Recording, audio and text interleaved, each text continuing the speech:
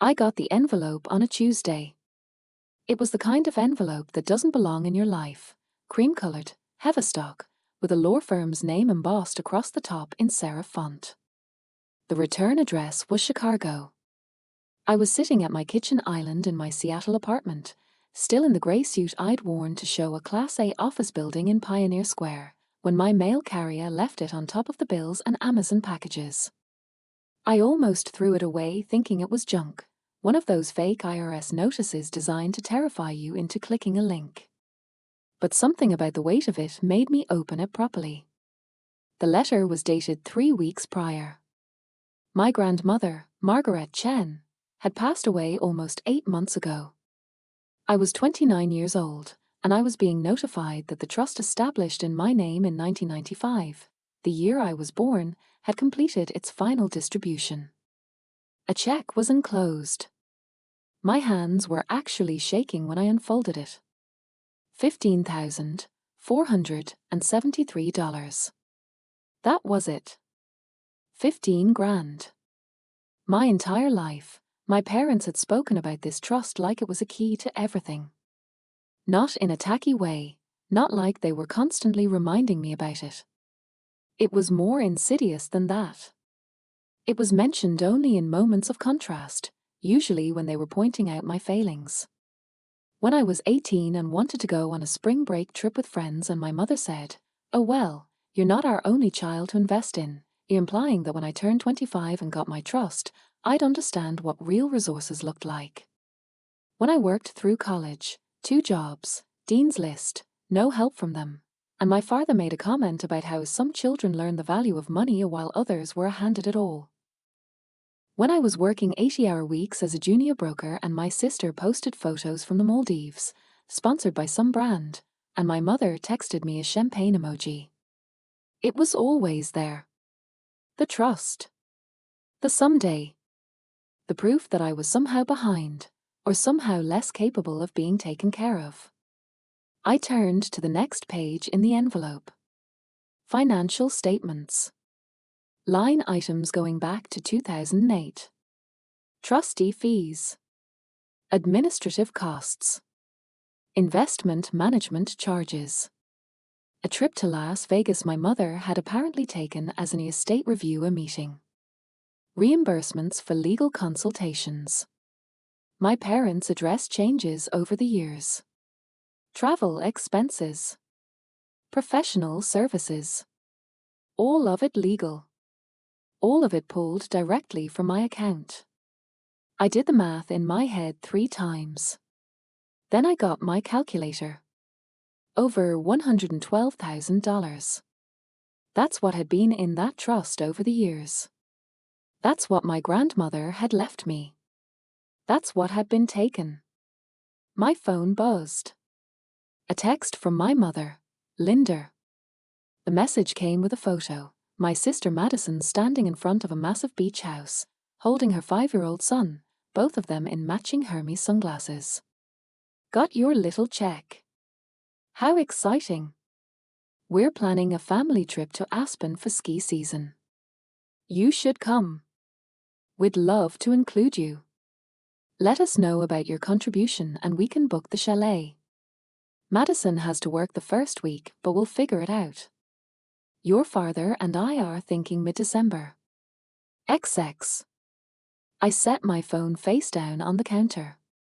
My mother had always been efficient at cutting you down without leaving visible marks. She was beautiful in that ageless way that comes from being extremely wealthy and extremely committed to the belief that decay was a personal failure. She'd raised me on subtle humiliations disguised as guidance. She still sent me articles about financial planning, even though I'd built a 7-figure brokerage business. She still asked about my dating life like I was running out of time. She still sent photos of other women's children doing notable things, just as ambient reminders of my own childlessness. I loved my mother, I think. It's hard to untangle it sometimes. I loved her the way you love something that hurts you, with a kind of resignation, like it's just part of the contract of being born to her. I'd learned not to ask her for things. That lesson came early, and it was reinforced year after year in small, careful ways. The first time I really remember, it was when I was 7. I'd wanted a certain doll. Everyone at school had it, and I asked my mother for it. She said we'd see. But then my sister Madison, who was 9 and hadn't asked for anything, got it anyway. When I asked why, my mother had looked at me like I'd asked something rude, and said, Madison doesn't have to ask. She knows that wanting isn't the same as deserving. I never asked for anything again. Not directly. But I did ask for my trust once, when I was 22 and in debt from college loans. I'd been working as a junior commercial real estate agent, making decent money but not enough to cover both my rent and my student loans, and the life that kept happening. My car breaking down, an infection that required oral surgery, the normal attrition of being poor and young. I was drowning. I went home for dinner, back to my parents' house in the Chicago suburbs, to the kitchen where they'd raised us, and I asked if I could take an early distribution.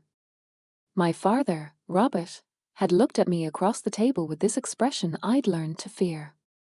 It was the expression he got when he was about to hurt you without raising his voice. Absolutely not, he'd said. His voice was very calm. Very final. That fund exists because your grandmother wanted you to have stability. Not to subsidize your poor planning. I'm not planning poorly, I'd said. I was trying to keep my voice level. I need help. You need to learn responsibility, and my mother had added, not looking up from her wine. My father had set down his fork and looked directly at me. If you push this, Emily, I will have you psychologically evaluated for legal competency. I'm the trustee, and if I determine you're incapable of making sound financial decisions, you get nothing. Do you understand? I understood. What I understood was that the threat wasn't really about competency. It was about power. It was about making sure I knew I had none. I'd never asked again. I'd worked harder. I'd moved to Seattle. I'd hustled. I'd built something. And now I was holding a check for $15,000 and financial statements showing that my parents had kept over $100,000 of my grandmother's gift while I was figuring out how to pay for rent and medicine.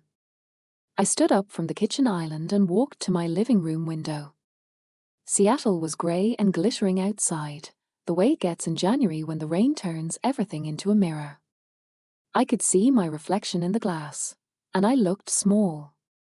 I looked like I was about to cry, and I never cried, so I sat down on my couch instead and stared at the envelope.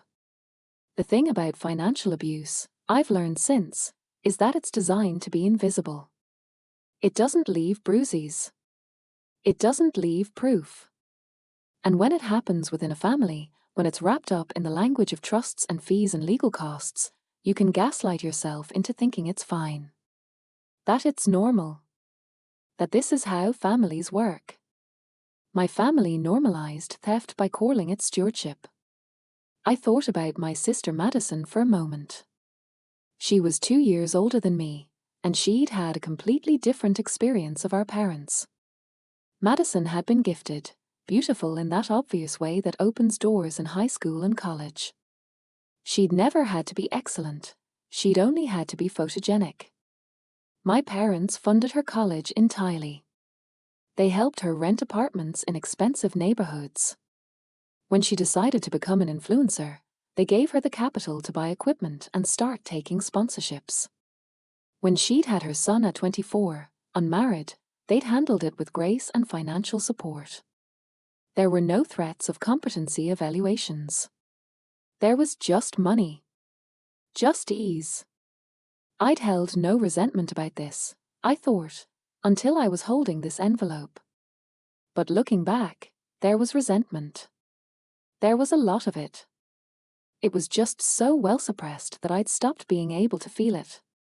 It had calcified into something harder, a kind of constant, dull determination. I was going to be better. I was going to need them less. I was going to make my own money and live my own life and never have to ask for anything. Which I had done. And now that I'd done it, I was finally seeing it all clearly.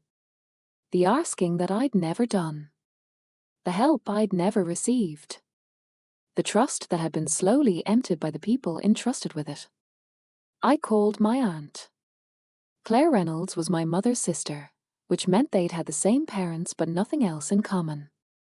While my mother had gone to Northwestern and married a lawyer and built a life based on the accumulation of symbols, the right neighborhood, the right clothes, the right restaurants, my Aunt Claire had moved upstate to a small town north of Portland, married a construction foreman, had a daughter, and created a life that seemed to involve an alarming amount of baking and genuine contentment. I'd never understood the choice until I was older, and then I understood it completely and envied it ferociously. "Hi, honey," she answered on the second ring. The warmth in her voice did something to me. Undid something. "Everything okay? Can I come stay with you this weekend?" I said. "I need to talk to you about something." There was no hesitation. "Of course. Drive up tomorrow if you can. I'll make your favorite." She meant her lasagna. She always made her lasagna when something was wrong, like carbohydrates and thyme could heal certain kinds of wounds. And honestly, maybe she was right. I drove up Friday after closing early.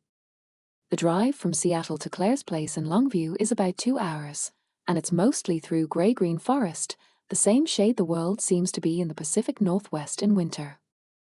Everything is very old and very wet and very quiet. I had a lot of time to think. I had a lot of time to feel the specific pain of understanding your childhood in a new way. Claire's house was small and warm when I got there, the way it always was. She'd decorated for late January the way normal people do, a wreath still on the door, string lights in the windows. There was music playing inside, something acoustic and gentle. My Uncle Tom was sitting on the porch in a rocking chair, even though it was about 40 degrees, because Tom was the kind of man who enjoyed discomfort the way other people enjoyed comfort. He was reading something. Tom always had a book, and he looked up when my car pulled into the driveway and smiled like I'd just made his entire week. Tom Reynolds was 6'3" and broad the way men who worked with their hands got broad, not gym broad, but the kind of broad that came from years of actual labor. He'd done construction for 30 years and had recently retired. He had the kind of face that looked gentle even though I'd seen him break up a bar fight with just his presence, like his body had learned how to take up space in a way that discouraged violence. My cousin Lily had his eyes, this pale blue that looked almost transparent sometimes. "Emily," he said, standing up to hug me. His hug was the kind of hug where you could feel that he genuinely meant it, that you weren't an obligation or a social function. "Good to see you, kiddo. Your aunt's been cooking for 2 days." Inside, the kitchen was warm and smelled like garlic and oregano and home in a way my childhood home had never smelled like home. Claire was at the stove, mid-stir, and she turned to pull me into her and didn't let go for longer than a normal hug should last. She was smaller than my mother, rounder, and her hair was going grey and she wasn't fighting it. She looked like a person who was actually living, not performing. "Sit," she said. "You look tired. Are you eating?" "I eat," I said. "Real food, not just coffee in desperation?" I smiled despite myself. "Mostly coffee and desperation." Lily was in the living room, on her phone because she was 17 and always on her phone, but she looked up when she heard my voice and actually got up to hug me, which meant something was different about her too. She'd grown up since I'd last seen her, maybe 6 months ago. She had her mother's warmth but her father's quiet observation. Lily noticed things. She posted on TikTok about those things, social commentary, things she was thinking about, the way her generation was processing the world. She had a decent following. Maybe 200,000, which meant she'd figured out something about vulnerability that most people never did. We ate dinner at the scarred wooden table in their dining room, the kind of table that had clearly been used for a lot of things: eating, crafting, arguing, making up. The lasagna was perfect in that way that food made with actual attention and care is perfect. Nobody pushed me to talk immediately. That was something I'd learned about Claire and Tom's family. They let you come to things. They didn't interrogate you or perform concern. They just made space and let you breathe into it. It was Lily who broke the silence first. She had her phone face down on the table, which was a sign she was trying to be present. "You got the trust letter," she said. It wasn't a question. I looked at her. "How did you know?" "My mom got a call from my grandmother last week freaking out about you," Lily said. Which obviously meant something happened. Of course. The family network. My mother would have called Claire the moment she realized I'd received the letter. She would have wanted to control the narrative, to explain away the numbers, to make sure Claire didn't give me any ideas about it being wrong. "Yeah," I said. "I got it." I told them everything. About the amount. About the statements. About the fees and the travel expenses and the systematic extraction of my inheritance. I told them about my father's threat when I'd asked for help when I was younger. I told them about the pattern of it, the small humiliations, the subtle messaging that I was less deserving, the way my sister had gotten everything without asking while I'd gotten nothing even when begging. Tom listened without interrupting. That was his gift, actual listening. When I finished, he reached over and squeezed my shoulder, and I felt something crack open in my chest. "You know that wasn't your fault," he said quietly. It wasn't a question. "I know," I said. But I was crying now, and I hadn't cried in so long that it felt unfamiliar, like my body was trying to remember a language it used to speak. I built everything myself. I didn't ask for help. I just worked. "Because you learned not to ask," Claire said gently. "Because asking made you unsafe. That's not admirable, Emily. That's trauma. That's what they trained you to do." I looked at my aunt, this woman who'd chosen a smaller life, who'd chosen warmth over status, who'd raised a daughter who seemed genuinely happy and present and real, and I understood that she'd chosen it partly because she'd come from a world where it was all performance and extraction and power plays. My phone buzzed on the table. A notification from my banking app. A commission deposit. $42,300. A commercial property deal I'd closed the week before. The lease was for a tech company, 5-year term, triple net structure. It was the biggest deal I'd closed in months. I'd made more money in that transaction than my entire trust had contained. I'd earned more, on my own, than what my parents had taken from me. Something shifted in my chest, like a weight being set down. "That's the deal that closed?" Claire asked, seeing the smile cross my face. "Yeah," I said. "Just posted." Tom and Claire exchanged a look, the kind of look long-married couples exchange. "Emily," Tom said carefully, "what are you going to do?" I looked at my family, my real family, the one I'd chosen by proximity and love rather than accident of birth, and I felt something solid form in my center. It felt like quiet. It felt like clarity. "I'm going to say no," I said. "To all of it. To the guilt, to the obligation, to the expectation that I'll make myself smaller to make them comfortable. I'm going to take the money I've earned, and I'm going to build something real. Something that's mine." Lily was looking at me with her phone in her hand, and I saw her face process something. I saw her understand that this was a moment. She was the most native to the internet of all of us, the most fluent in the language of narrative. She knew what mattered. "You're going to be okay," she said, and it wasn't a question. I think I am, EI said. 2 days later, my mother called. I was in my office, going through client portfolios, when the call came through. My first instinct was to let it go to voicemail. But I'd learned something in Portland. That avoidance was just another version of letting them control you. So I answered. Hi, Mom, EI said. Emily. Her voice was different, softer, more careful. It was the voice she used when she was about to ask for something. How are you? It feels like forever since we've really talked. I'm good, EI said. Busy with work. Well, that's wonderful. Listen, we're planning this amazing family trip. Your father and I were thinking, wouldn't it be perfect if we all went somewhere together? We were thinking Lake Tahoe for the holidays. A ski vacation. We'd get a gorgeous lodge. Madison's already committed, and would love to have you. I could hear the careful craftsmanship in her invitation, the way each word was placed to make it seem like this was about family unity, about inclusion, about love. What would that involve? I asked, already knowing. Well, we'd need everyone to contribute. Your father and I are covering the lodge, but food and activities and such. We were thinking if everyone put in, say, $5,000, we could make it really special.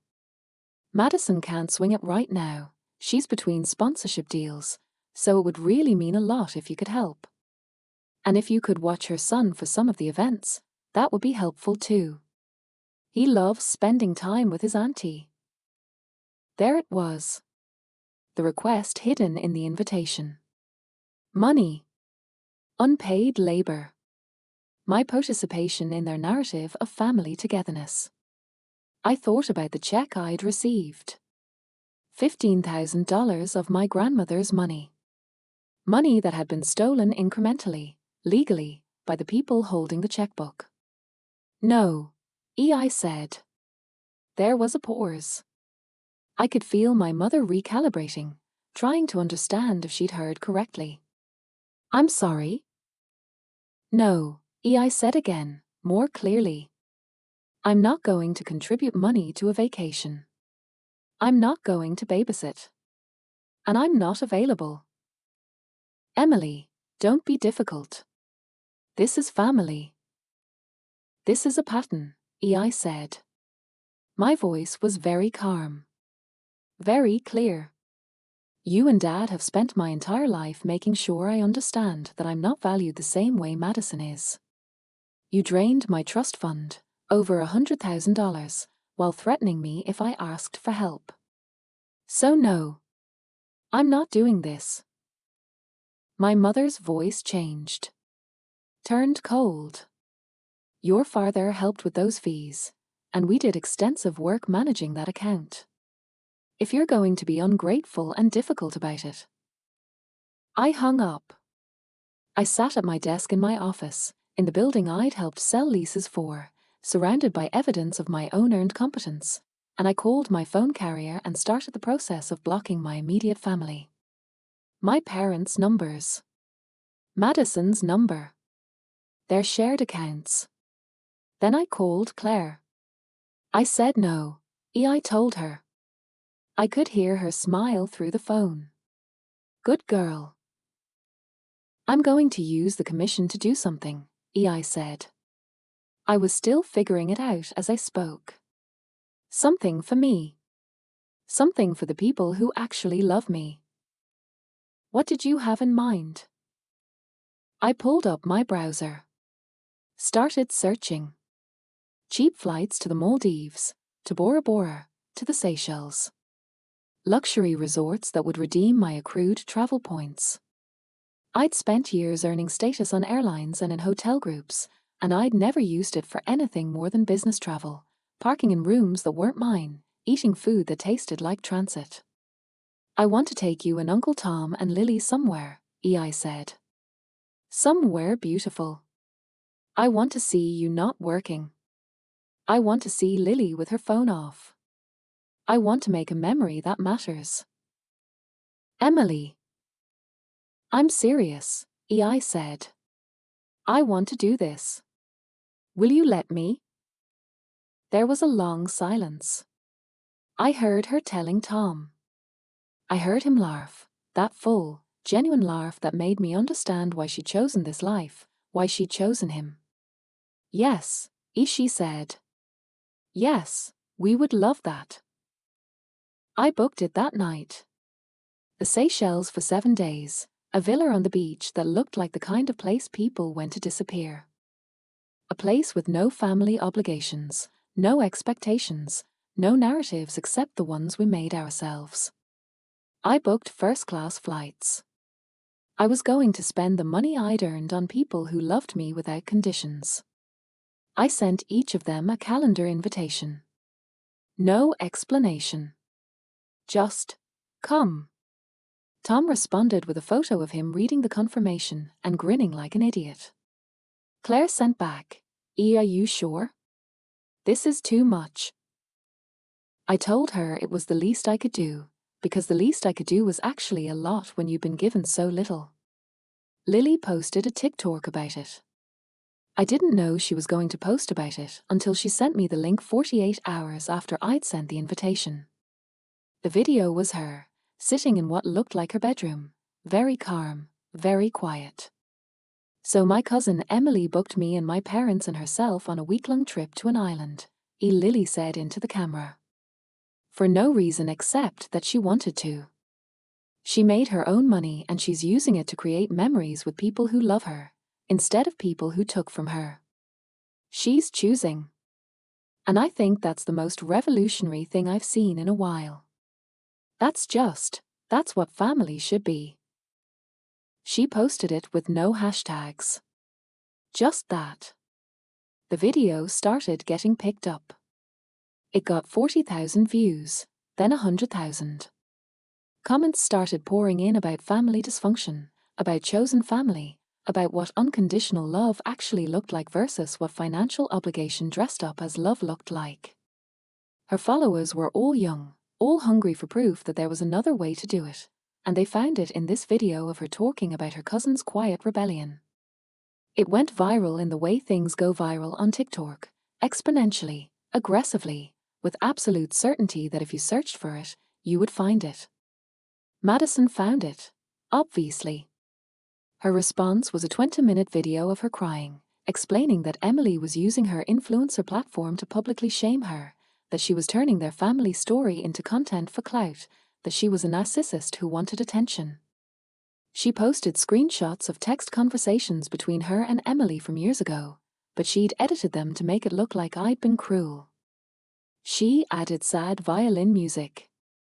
She talked about her own struggles, about being a single mother, about how hard she was working to provide for her son. She had 2 million followers. The video got 15 million views. But the comments section was brutal. People were fact-checking her. People were looking at the dates she'd posted from luxury vacations. People were analyzing her sponsored content and doing the math on her annual income. People were asking why her struggles looked so expensive.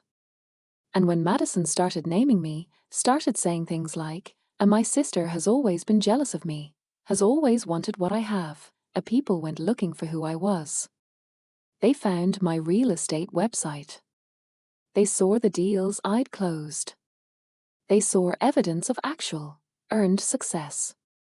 And suddenly Madison's narrative didn't hold up. The victim became the perpetrator. The successful sister became the entitled one. Madison lost 2 major brand partnerships. An activewear company pulled their contract. A skincare line she'd been promoting released a statement about reviewing their partnerships. A luxury travel brand did the same.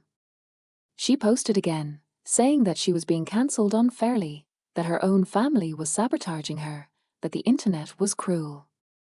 Nobody cared. I didn't respond to any of it. This was something I learned about quiet strength. It doesn't need to defend itself. It just needs to exist. My success was real. My money was earned. My boundaries were solid. Nothing I said could make that more true. The trip happened 3 weeks later. I met Claire and Tom and Lily at the airport in Seattle, and we boarded a first-class cabin bound for the Seychelles by way of Qatar. Lily had her phone in her pocket, but didn't touch it.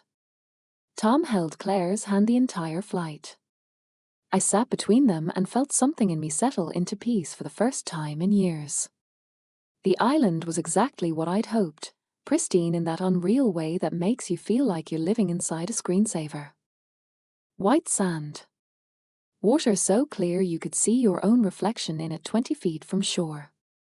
Our villa was right on the beach, with an outdoor shower and a deck that seemed to extend directly into the ocean. The light was golden all the time, the way light only is in certain places. The first morning, we didn't do anything. We sat on the deck with coffee, actual good coffee that the resort had learned to make through trial and error, and we didn't talk. Tom read his book. Claire worked on a crossword puzzle. Lily took photos. I just watched the water. By the second day, something was different. Tom smiled more. Claire laughed, really laughed, not the polite laugh she used in normal life, but the laugh of someone who'd forgotten what it felt like to just exist without responsibility. Lily actually turned her phone off. She swam in the ocean without documenting it. She was just a teenager being a teenager, instead of a teenager being a brand. We went snorkeling and saw fish that looked like they were designed by a person who'd had too much imagination. We got massages. We ate meals that took hours because there was no rush, because the day stretched ahead of us with nothing required but presence. We talked about things that didn't matter, the best pizza we'd ever had, whether pineapple belonged on pizza, what we'd do if we could live anywhere. We didn't talk about my family. We didn't talk about the money. We just talked about life, the way people do when they're genuinely together. On the fourth day, Tom got emotional. We were sitting in the water at sunset, the sky turning colors that seemed impossible, and he looked at me and had to look away because he was about to cry. "Thank you," he said. His voice was thick. "For this. For us. Thank you for being the family that matters," I said. Claire reached over and squeezed my arm, and I felt the weight of understood things. All the years she'd been steady.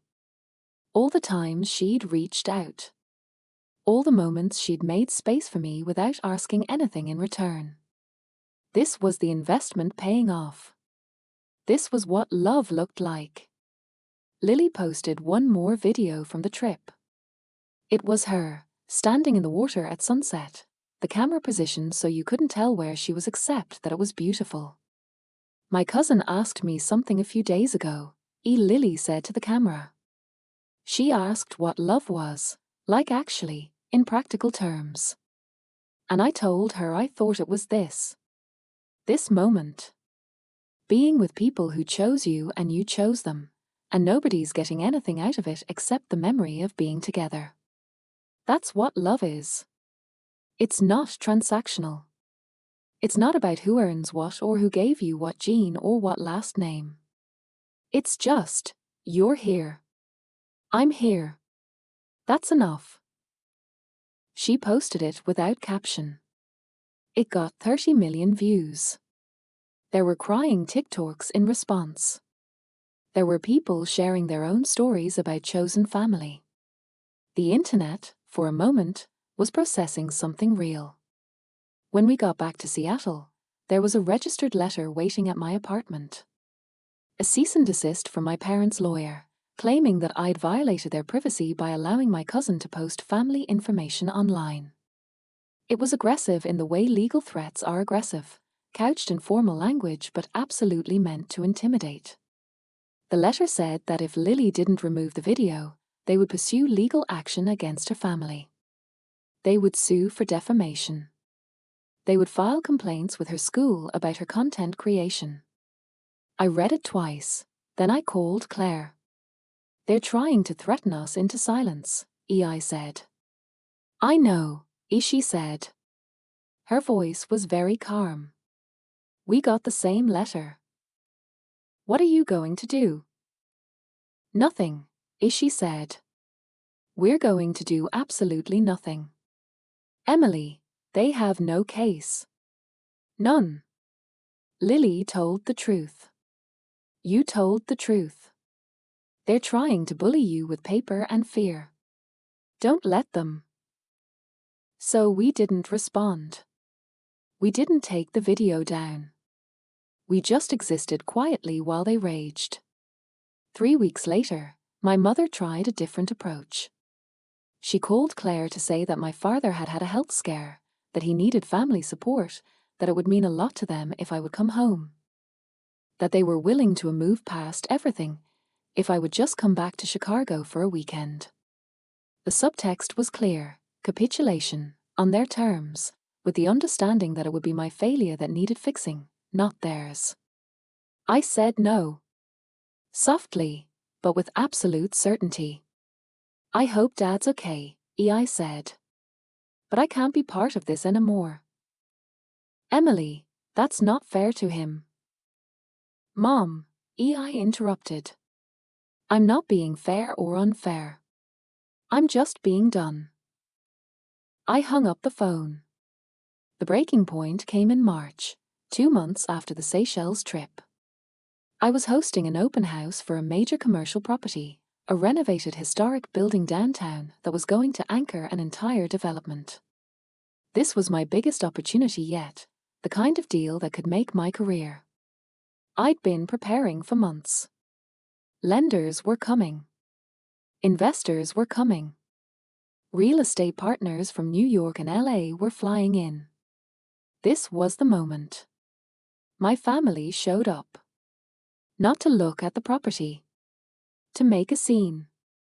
My father, my mother, and Madison. They arrived just as things were getting started, and my mother demanded to speak to me. When I refused to step away from my clients, she started raising her voice. She started saying things, that I was an ungrateful daughter, that I'd betrayed the family, that I'd publicly humiliated them by allowing my cousin's content to spread. She said I was a liar. She said I was mentally unstable. She said that everyone in the room should know that my entire success was built on my father's guidance, that I was fraudulent, that they shouldn't trust me. Security moved toward her. Tom was there. I'd texted him that morning, nervous about the event, and he'd asked if he could come.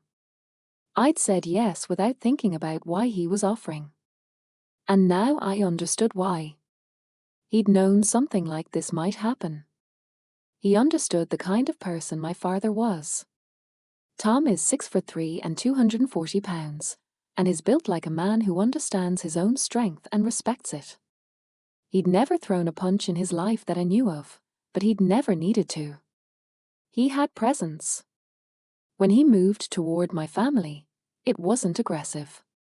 It was just, he was suddenly there. You need to leave, he said to my father, his voice very calm and very clear. This is family business, my father started. You're embarrassing yourself and you're embarrassing your daughter in front of people who could help her career, Tom said. You need to leave right now, or I will make you leave. And I promise you don't want that. My father looked at Tom, and something in his face changed. He understood that Tom wasn't bluffing, and he understood that Tom wouldn't hurt him but would absolutely move him physically if necessary. He understood he'd lost. My mother gathered herself, pulled her coat tighter, repositioned her face into something more controlled, and tried to maintain dignity as she left. Madison followed. Nobody looked back. The clients I'd been speaking with had stopped talking. The room had gone quiet in that way rooms go quiet when violence is a possibility. I turned to the potential investors, straightened my blazer, and said, I'm sorry for that interruption. I have a tremendous property to show you, and I want to make sure you see it in the best light. Shall we? I closed that deal. $300 million development, my commission in the hundreds of thousands. That afternoon became legend in Seattle real estate, the day Emily Harper closed a massive deal while her family was being escorted out of the building by a man who looked like he built things for a living. The police reports came later. My family tried to file charges of harassment. I filed a restraining order. It was granted within a week. My parents and my sister were legally prevented from contacting me, approaching my residence, or appearing at my workplace. The order was very clear, very final. It felt like exhaling. I didn't feel victorious. I didn't feel triumphant. I felt tired, the way you feel tired after holding your breath for a very long time. I felt the specific exhaustion of finally letting go of something you've been gripping since childhood. The months that followed were quiet. I worked. I built my business. I went to Portland most weekends, and I sat in Claire's kitchen while she made things, and I didn't have to perform. I didn't have to explain. I didn't have to justify. I was just Emily, and that was enough. My grandmother's trust, the one that had been reduced to $15,000, became something different in my mind. It wasn't the money. Money was just money, and I'd learned I could make money. What mattered was what the money represented. My grandmother had wanted me to have something. She'd wanted me to be protected. And she had done that, not through the financial mechanism, but through the values she'd passed down. She taught my Aunt Claire to be warm. Claire had taught me that warmth was survival. Tom had taught me that real strength was quiet. Lily was teaching the internet that love didn't have to be transactional. That was the inheritance. Not the dollars, but the capacity to recognize what actually mattered. The ability to say no. The courage to choose differently. This morning, I woke up in my apartment and it was early, the way early mornings are when there's nobody demanding anything from you. The light was coming through the window in those long diagonal lines that only happen in certain seasons. I made coffee in the French press I'd bought myself, the fancy one I'd never let myself have before because I was too busy proving something. I sat on my couch with a cup and my keys to the office on the table, and I looked at my phone. Lily had posted a new TikTok. She was back at school, it was late April, and she was talking about something she'd learned in her psychology class about intergenerational trauma and breaking cycles. She talked about her cousin, me, though she didn't name me, who'd figured it out. Who decided that just because her family did something one way didn't mean she had to. Who'd chosen differently. That's so radical, Lily said to the camera. To just say, no. This ends with me. And mean it. That's revolution. That's freedom. I thought about what she was saying. About breaking cycles. About choosing differently. About what it meant to inherit not money but values, and then to actually live by those values even when it cost you everything you thought you'd been promised. I had my grandmother's eyes. I'd learned that about myself recently. There was a photo of her in Claire's house, and I'd seen it with new awareness, and understood that I had her gaze, her directness. Maybe I had her values too. Maybe the legacy wasn't financial. Maybe it was just about being the kind of person who looked directly at reality and made choices based on truth rather than comfort. The sun was moving across my living room, making everything gold. I had a showing at 10. I had a closing at 2. I had a life I'd built with my own hands, and it was solid, and it was real, and nobody got to take it from me. I finished my coffee slowly. I picked up my keys.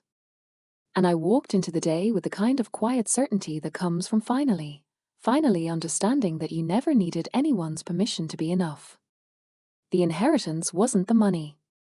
It was the clarity.